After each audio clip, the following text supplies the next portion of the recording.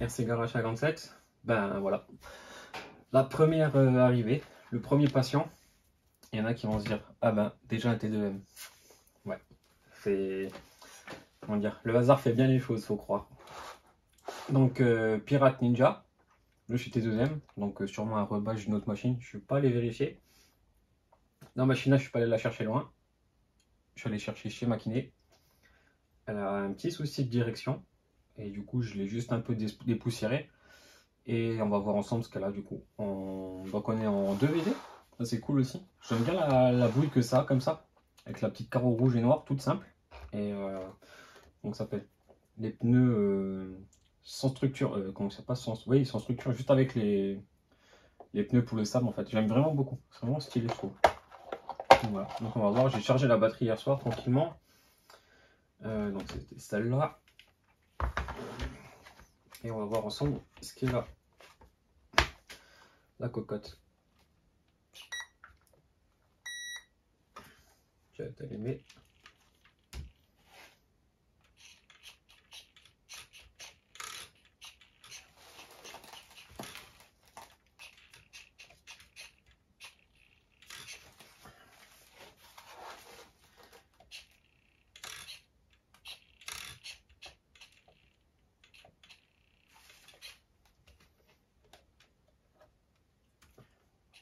Donc on va déjà essayer de trimer ça un petit peu. De trimer.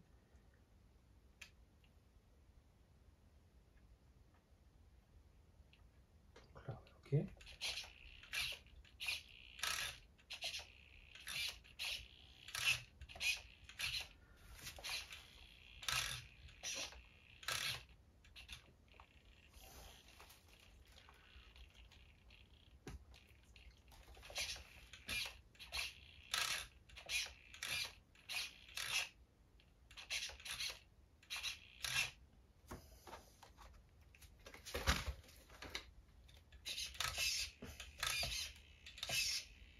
Ah bah, je crois qu'on a réglé le problème.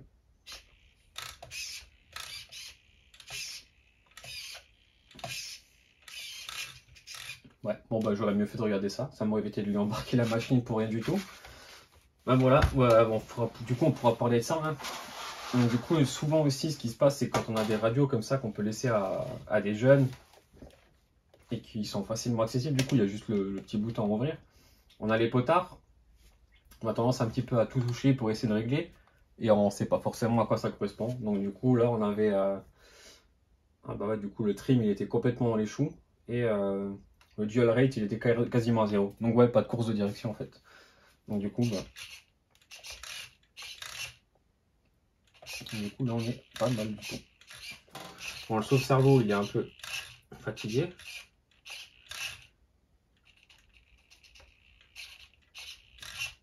Mais bon, je pense que avec le petit cerveau qu'il doit y avoir dedans, je pense que ça serait pas judicieux de le remplacer. Sinon, il faudrait remplacer le cerveau avec. Mais bon, là, il fait le job.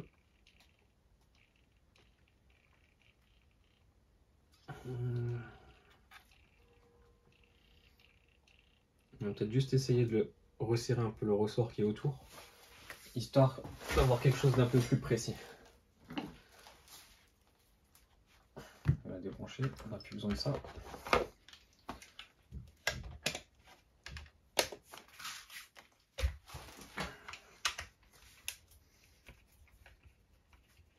J'ai ma visseuse, mais il n'y aura pas beaucoup à faire. Et le temps que je prenne les embouts et les mettre dessus, je pense que j'aurai déjà fini. Là, on le déboîte gentiment et on est tout de suite dessus. Déjà, ce qui est cool, et ça je l'avais vu déjà à la séance, c'est un cerveau standard en fait. Donc là, ça c'est déjà vraiment cool. Ça permet de pouvoir remplacer les pièces assez facilement s'il y a quelque chose qui est en panne. Et en plus, c'est une machine qui a quelques années. Bon, après, elle n'a pas été maltraitée, hein, de ce qu'elle me disait. Voilà, les jeunes, ils en roulaient normal, sur du plat, roulaient rien de spécial, pas de saut, je pense même pas. Donc voilà. Du coup, la machine, ben, ça tient. En fait, quand on fait ce qui est prévu avec la machine, ben, il n'y a pas de problème.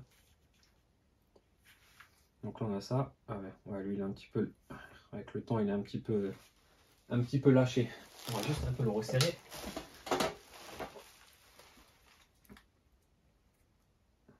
pourrait mettre un, si c'est un cerveau 25 dents, on pourrait essayer de mettre un, ce cerveau chinois qu'on a, j'en ai même un là, mais je pense qu'il serait beaucoup trop dur, même si on enlève toutes les clampes qui font office de ressort, on serait encore beaucoup trop dur. Ok. On ne devrait pas être trop mal. Et donc, allez.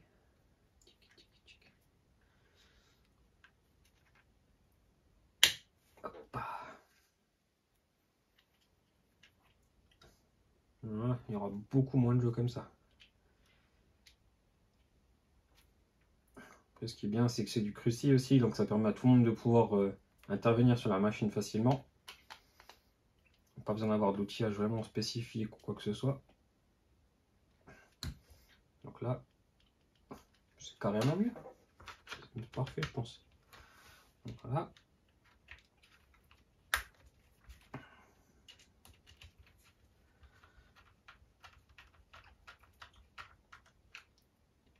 Et du coup, c'était que ça.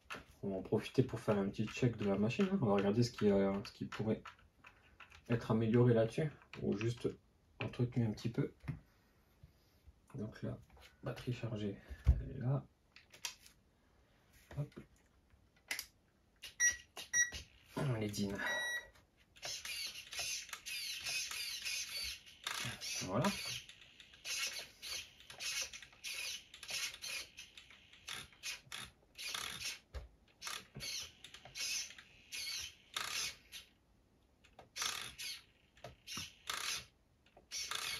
C'est bizarre là.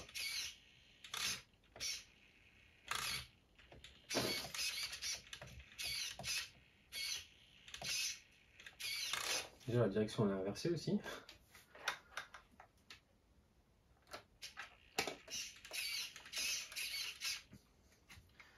Les gaz, est-ce que c'est bon?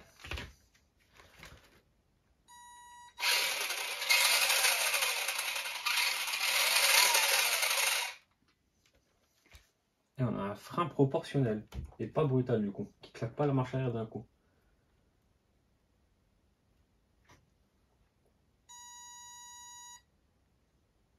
Okay.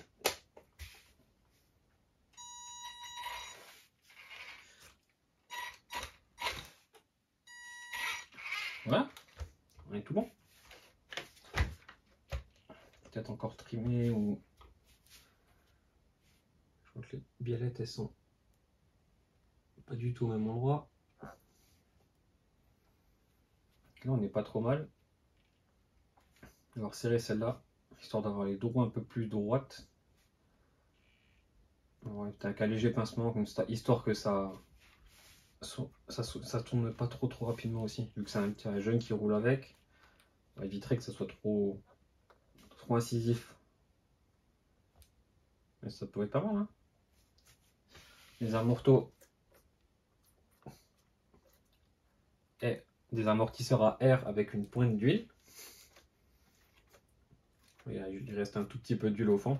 On va lui remettre, on va regarder ce qu'il y a. On va essayer de remettre un petit peu d'huile là-dedans. Derrière. Derrière, c'est vraiment juste le fond. Le fond, les pistons touchent à peine l'huile au fond. Ouais. Bon, après, voilà, le jeune, c'est sa première machine.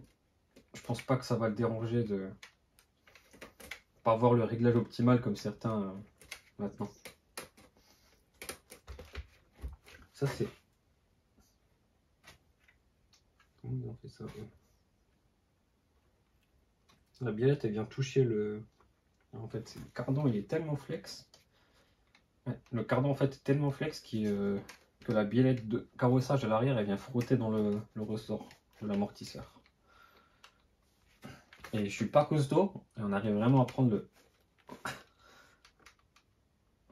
le cardan. Au moins, il pourra encaisser des chocs facilement.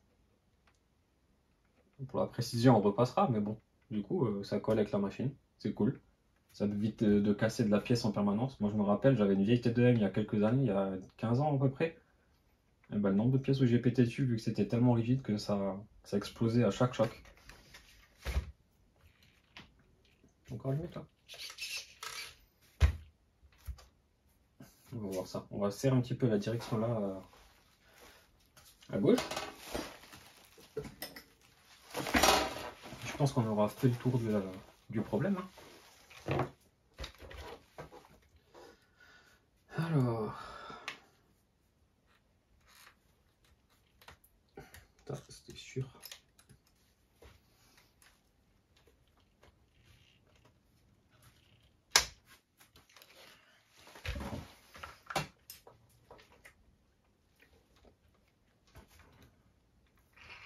Ah, j'avais vu un autre truc, j'avais vu que les bedlocks ils avaient sauté à 2 endroits. Donc je vais.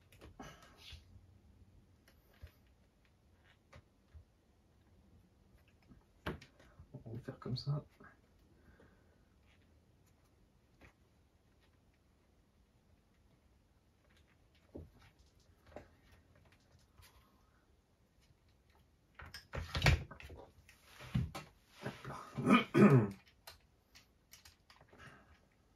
Je fais bien un petit combo broche-fesse là. Ok, le son, je suis. Ouais, c'est bon. Et avant. Et avant. Là, ce qui est cool aussi, les petites biellettes en pas inversées. Du coup, pour le réglage, c'est beaucoup plus simple si elles veulent bien rester en place.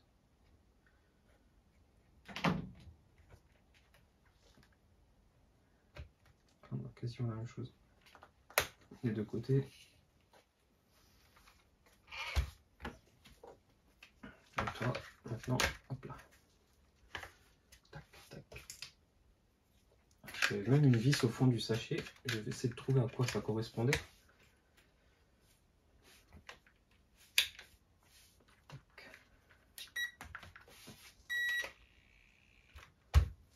Punaise, alors là, du premier coup, pas trop mal.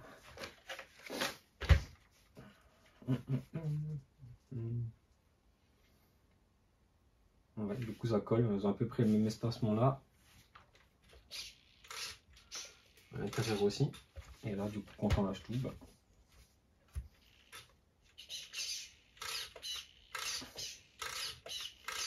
voilà, on a le même braquage à gauche et à droite.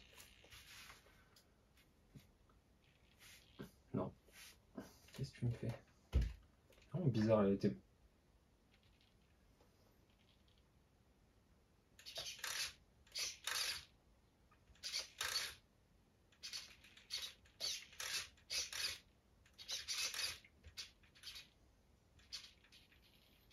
Je pense que le cerveau, il doit avoir son neutre.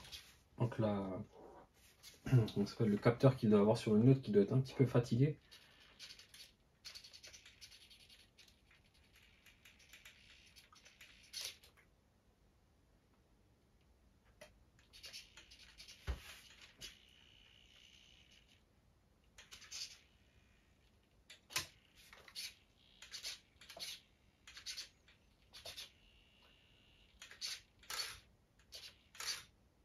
Voilà. Ok.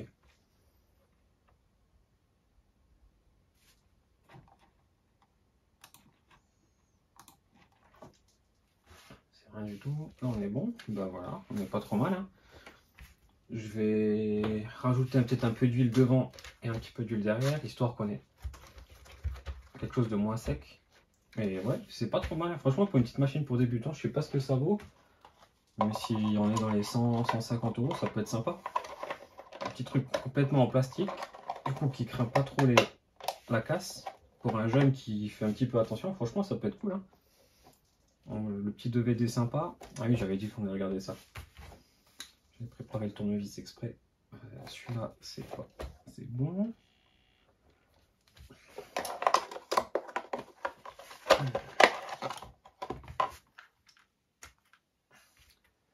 Celui-là, il faut le remettre dedans.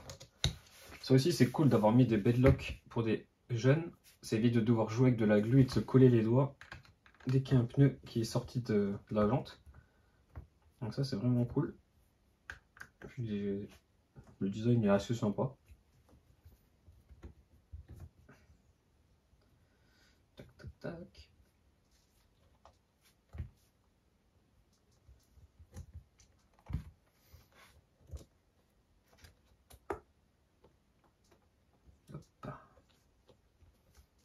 peu sec le pneu.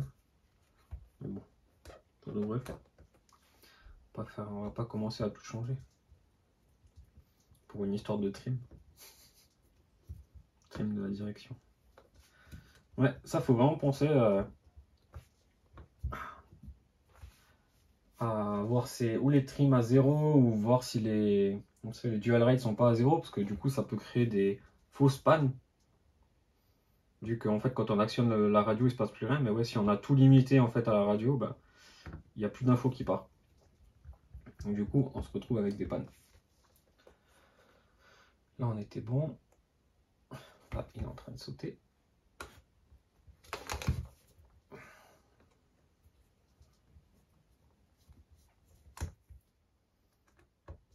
Et je crois que l'autre en face, pareil, il avait commencé à sauter aussi à un côté. Hop.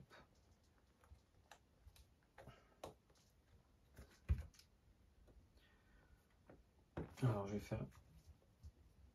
essayer de le mettre juste après. Je vais faire un petit tour juste devant la porte, histoire de voir que tout est ok et que ça tire bien droit et qu'il n'y a plus de problème. Et je pense qu'on aura résolu le problème. Hein. Et bien, depuis le temps que celle-là, je devais la récupérer. Bon, d'un côté, c'est bien, comme ça, je peux la faire en vidéo. Elle tombe au bon moment. D'un autre côté, ça lui aurait permis de rouler beaucoup plus tôt avec la machine aussi.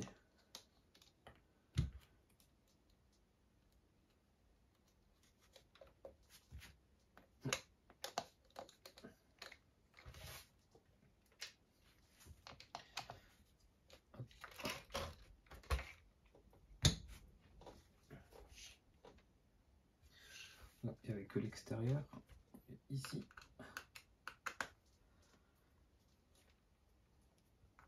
Ouais, j'aime vraiment bien cette petite bouille là. Du coup, la vidéo, on va l'appeler Opération Ninja. Comme dans le taxi, pour ceux qui ont la référence.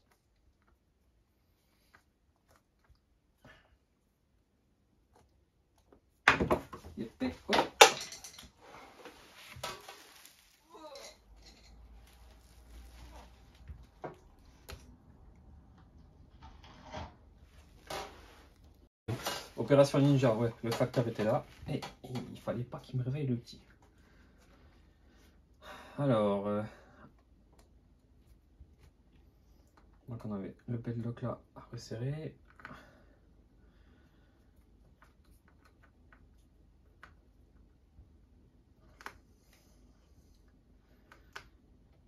Là.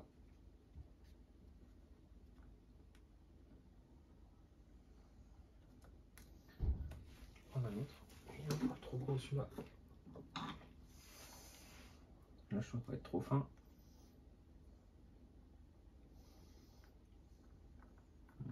Ouais. Parce que je déteste les cruciformes pour ça.